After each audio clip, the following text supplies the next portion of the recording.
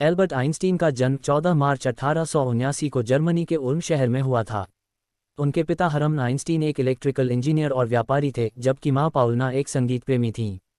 बचपन में आइंस्टीन ज़्यादा बोलते नहीं थे, जिससे उनके माता पिता को चिंता होती थी। 4 साल की उम्र में उन्होंने पहली बार स्पष्ट रूप से बोलना शुरू किया। बचपन में वे एक साधारण विद्यार्थी माने जाते थे, लेकिन उन्हें गणित और विज्ञान में गहरी रुचि थी। एक बार उनके पिता ने उन्हें एक कंपास दिया और उसमें सुई को देखकर वे आश्चर्यचकित रह गए कि यह हमेशा उत्तर दिशा की ओर क्यों इंगित करती है। यही घटना उनके भीतर विज्ञान के प्रति आकर्षण की शुरुआत बनी। उन्होंने ज्यूरिख पॉलिटेक्निक अबेद ज्यूरिख से स्नातक की डिग्री प्राप्त की, लेकिन स्नातक के बाद उन्हें किसी विश्वविद्यालय में पढ़ाने की नौकरी नहीं मिली। अंततः उन्होंने स्विट्जरलैंड के पेटेंट कार्यालय में क्लर्क की नौकरी की, जहां वे नए आविष्कारों के आवेदन का मूल्यांकन करते थे। 1905 आइंस्टीन के जीवन का चमत्कारी वर्ष एनस मिराबिलिस कहलाता है। उस वर्ष उन्होंने भौतिकी के 4 शोधपत्र प्रकाशित किए, जिनमें से प्रत्येक ने विज्ञान की किसी शाखा में क्रांति ला दी। इन्हीं में से एक था विशेष सापेक्षता का सिद्धांत, स्पेशल थियरी ऑफ रिलेटिविटी, जिसमें उन्होंने कहा कि समय और स्थान निरपेक्ष नहीं, बल्कि गति पर निर्भर करते हैं। इसी सिद्धांत से निकला उनका प्रसिद्ध समीकरण E=mc वर्ग, ऊर्जा द्रव्यमान गुना प्रकाश की गति वर्ग। ये समीकरण दर्शाता है कि ऊर्जा और द्रव्यमान एक दूसरे में बदले जा सकते हैं, और यह परमाणु ऊर्जा के सिद्धांत का मूल बना।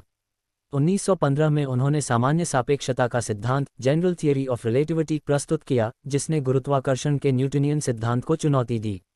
उन्होंने ये बताया कि गुरुत्वाकर्षण वस्तुओं द्वारा अंतरिक्ष समय, स्पेस टाइम को मोड़ने के कारण होता है। उनका ये सिद्धांत 1919 में तब विश्व प्रसिद्ध हुआ जब एक सूर्यग्रहण के दौरान खगोलविदाता एडिंगटन ने सिद्ध किया कि प्रकाश वास्तव में गुरुत्वाकर्षण द्वारा मुड़ा था, जैसा कि आइंस्टीन ने भविष्यवाणी की थी। 1921 में आइंस्टीन को फोटोइलेक्ट्रिक इफेक्ट पर उनके काम के लिए भौतिकी का नोबेल पुरस्कार दिया गया, जिसने क्वांटम सिद्धांत की नींव रखी। हालांकि आम लोग उन्हें सापेक्षता सिद्धांत के लिए जानते हैं, लेकिन नोबेल पुरस्कार उन्हें इस पर नहीं मिला। जल्द ही वे विज्ञान की दुनिया के चमकते सितारे बन गए। उन्होंने कई देशों की यात्रा की, व्याख्यान दिए और वैज्ञानिक समुदाय के साथ संवाद किया।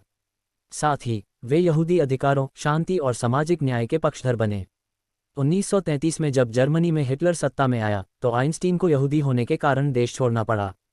वे अमेरिका चले गए और प्रिंसटन यूनिवर्सिटी में प्रोफेसर बने। द्वितीय विश्व युद्ध के दौरान जब यह आशंका जताई गई कि जर्मनी परमाणु बम बना सकता है, तो आइंस्टीन ने अमेरिकी राष्ट्रपति रूजवेल्ट को एक पत्र लिखकर इस खतरे से अवगत कराया।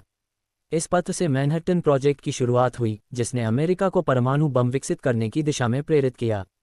हालांकि आइंस्टीन स्वयं परमाणु बम के विकास में शामिल नहीं थे, लेकिन युद्ध के अंत में जब हिरोशिमा और नागासाकी पर बम गिराए गए, तो वे बहुत दुखी हुए और शांति के पैरोकार बन गए। अपने जीवन के अंतिम वर्षों में आइंस्टीन एक एकीकृत सिद्धांत, यूनिफाइड फील्ड थियरी पर काम कर रहे थे, जो गुरुत्वाकर्षण और विद्युत चुंबकीय बलों को एक सूत्र में बांध सके। हालांकि वे इसमें सफल नहीं हो सके। 18 अप्रैल 1955 को प्रिंसटन, अमेरिका में उनकी मृत्यु हुई।